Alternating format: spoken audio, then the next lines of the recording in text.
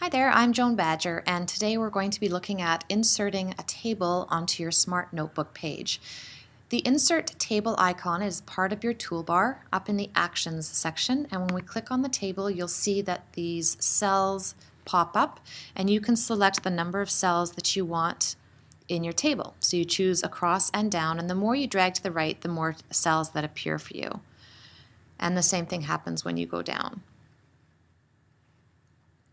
Once you've selected that and let go, your table will appear on your notebook page. This square in the top left-hand corner of your table is how you move your table around. Once we click out of that, we lose that ability to move our table. In order to get that back again, you're going to need to select your table, and you can tell that it's selected because you will see that gray square pop up again, and you'll see the blue dotted line around your table. So once you've got your table in the area that you would like it to be in, you can click out of there. You can change the way that your table looks, the size of each cell, etc. And by hovering over any of the lines, you'll see that your mouse changes, and you can click and drag so that your cells are different sizes. You can also change the properties of your cells, and you can do that by either selecting one individual cell and clicking on the properties, which is over here on the left. You can also get to properties by clicking on the triangle and going into properties. Either way, it will lead you to this.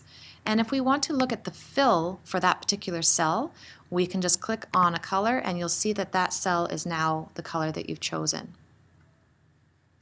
If you want to select more than one cell at a time, let's say we want to select all of these cells, you'll notice that the down arrow is there, the properties is still up, and we would go to the fill again, and maybe we want them to be a different color.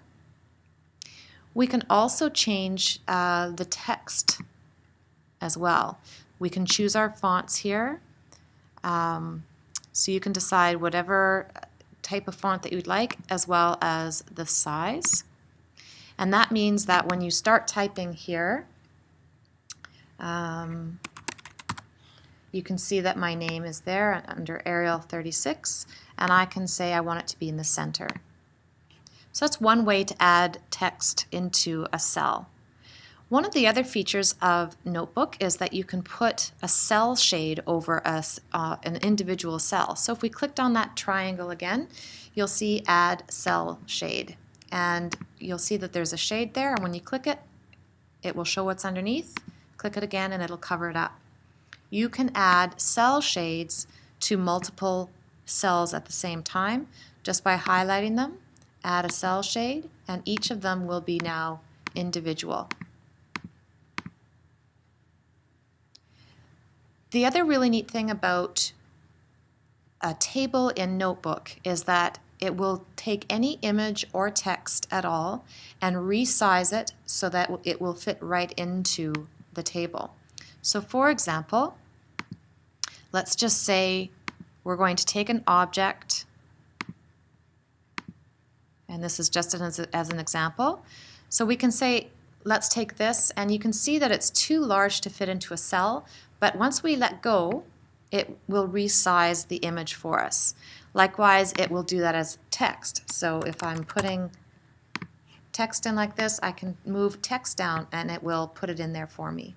Again, I can change the properties by saying I want it to be center or whatever I'd like for that. So that's basically how you make and create a table. Here's an example of how you could use a table in Smart Notebook. This would be an example of teaching place value using ones, tens, and hundreds. And I just created this table and changed the heading colors into different colors for each, for ones, tens, and hundreds. I did that so that it would match the same color as the dice that I've used for this activity, and that way the students are clicking on the dice to see what number they would put in here, and in this case it would be 9. I've put infinite cloners on each of these numbers so that when I drag it up, it will go into the cell And I'm just going to make sure that that's center. So you can do that for each of them. But just little tricks of changing the color, changing the shape, the size, and adding tools from the gallery can make inserting a table effective. Another example of using tables would be for using the power of 10. So in this case, I created a table using a 10 frame. And again, this shape, this picture is on Infinite Cloner, and those images just resized to go in there.